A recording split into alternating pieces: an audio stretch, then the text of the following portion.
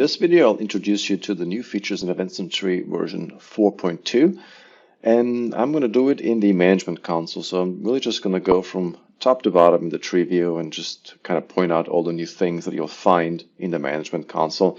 So this video is mostly useful for users that are already running an earlier version of EventSentry, so are familiar with EventSentry but aren't familiar with 4.2 yet. Let's start with the services dialog. You'll notice a new button here, create process memory dump for this component.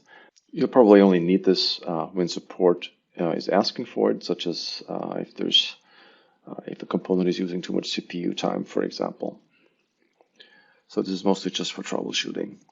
Nothing really significantly changed in the collector heartbeat and AD monitor and the network services. But what you'll find here, which is completely new, is a scripts container.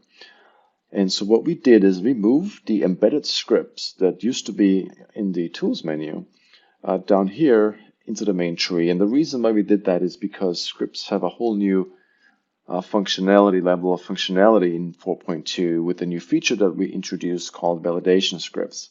I'm going to get to that in a moment.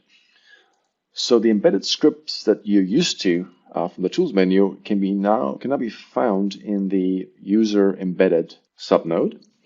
So this really looks just like it looked before. You have the list of all the scripts.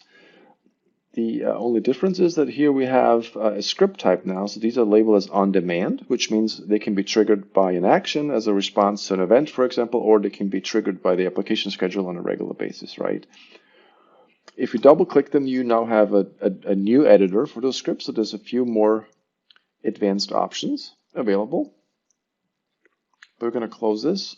And then we have something that's also new, and those are the managed scripts. So these are scripts that are maintained by us, by EventSentry. And those scripts are downloaded from our website if you have a current maintenance agreement. And you'll see that we have a lot of scripts, there's about 60 or so. And you can see that most of them are called validation scripts. So what these scripts do is they essentially run on a regular basis, most of them daily, and they look at various things on your network that could be potential vulnerabilities for you or in your environment. So for example, auditing removable storage, right? So if you're not auditing removable storage, you may not know when people are accessing files on removable devices, for example. But there's a whole number of scripts here that look at various aspects, insecure protocols, do you have VMware tools running, password settings, etc., etc. And all these scripts are tagged so that you can then assign them based on their tags. So for example, if you go down here now and look at the tags, you'll see all the tags that are being used by all the scripts. So for example, if you run in Microsoft Office, then we have two scripts here, one checking the activation status and the other one whether macros are enabled, for example. And you can look at them, but those scripts that are maintained by us cannot be changed. But you can certainly look at the code, and you can also, of course, copy and paste the code and run it manually if you would like. Most of the scripts actually just don't have any dependencies on anything advanced, such as Python, Perl, or PowerShell. They all run in a regular batch script. Here, for example, we have a NIST requirement of TLS insecure ciphers. We have all of the STIG requirements for servers and desktops as well. For example, server, STIG high server. So that's probably something that you'll want to utilize. Very important check here is the Windows build version. So that's a core thing that we're doing now. You can, if you assign this to your servers, you'll immediately have a report in the web reports. It will show you all the servers that are not on the latest update. All right, so there's a whole number of things here for domain controllers, for servers, workstations, and so forth. I'll show you later how we can actually utilize those scripts, but that's completely new here, is that scripts container. If we look at packages here, we'll see that there's a new container here, validation scripts, but we also have something else new here. And that's if we look here under system health, there's a tray package. This may be called differently in your setup, but let's take a look at it here.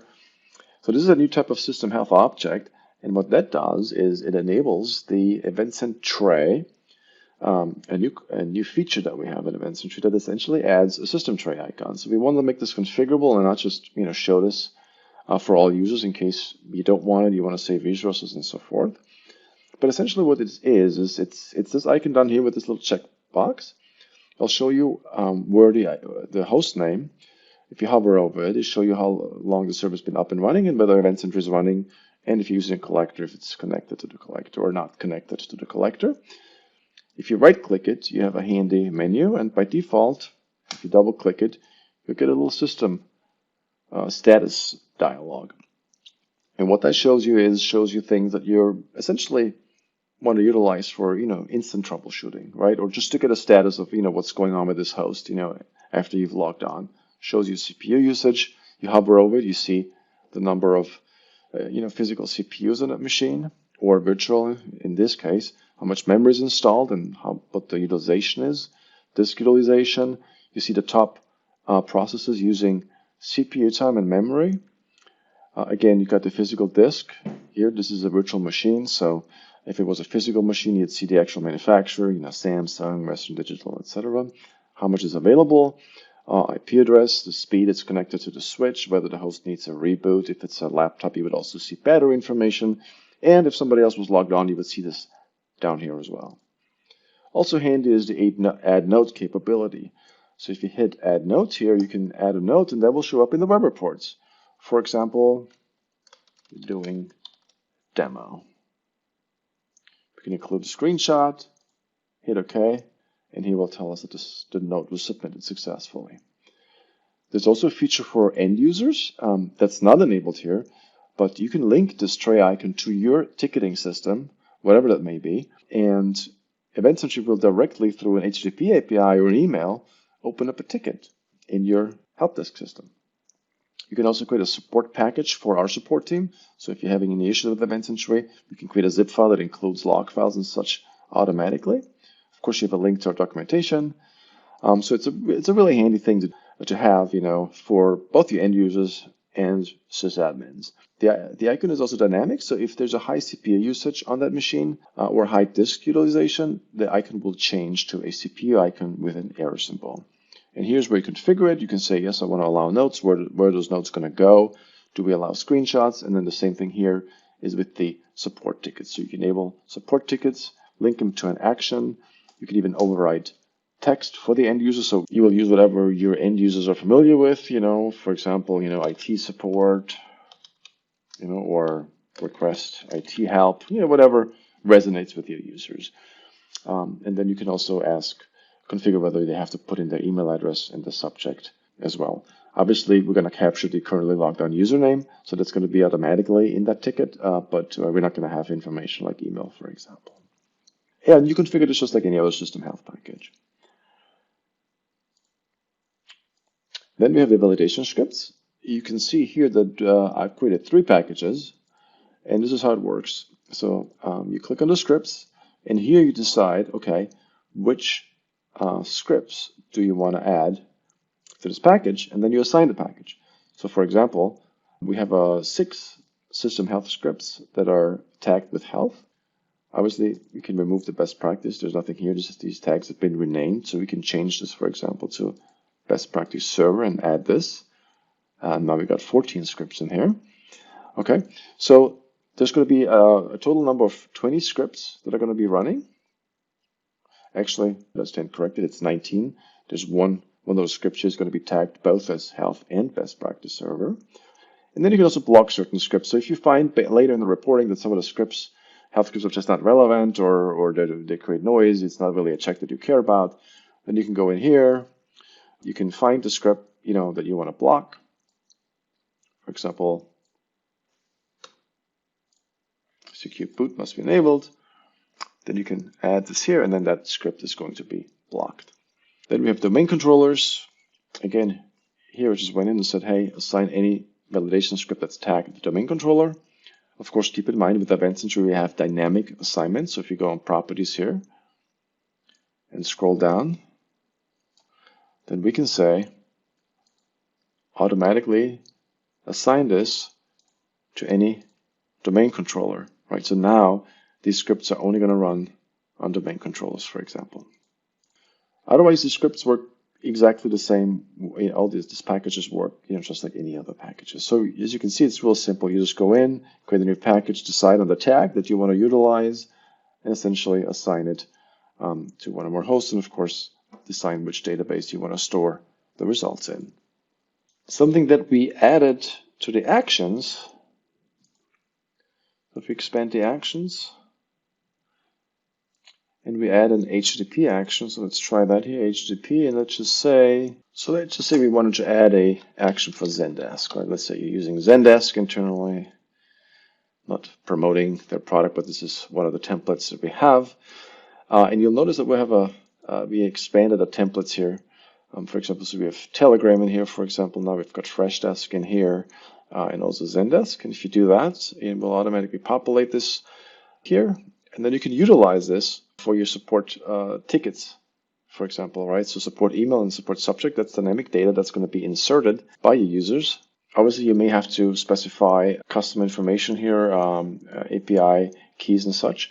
And that information is available on our website. Another new feature under System Health that I almost forgot about is going to be found in our inventory capabilities. So if we look at the dialog here, you'll notice a new entry, and that one is called the Monitor Web Browser Extensions. 4.2, we're not just doing an inventory of installed software, which we've had for a while, and installed hardware, where you can see things like installed disks and RAID levels and service tag, BIOS version, etc., etc. But we're also looking at web browser extensions, and we're looking at extensions from Google Chrome, Mozilla Firefox, and the new Microsoft Edge browser. So any extension a user will add to those browsers will show up in our inventory, and you can essentially decide whether you just want to view all the browser extensions that you have on your network, or you can also decide that you want to get alerts about those when browser extensions are installed, uninstalled, or updated, for example. So this is pretty important. Web browser extensions can be an issue both for security and privacy, and there's usually limited options of controlling those. So if you want to just get an insight into what's actually going on in your network in terms of browser extensions, are there any extensions that people should maybe not be using, then you can do that with EventSentry. And that's it in a nutshell for EventSentry 4.2. I'll do another video going through the web reports to show you what's new there, because there's been a number of changes there, and of course it'll be very interesting to actually look at the data that these new features collect. Thank you for watching.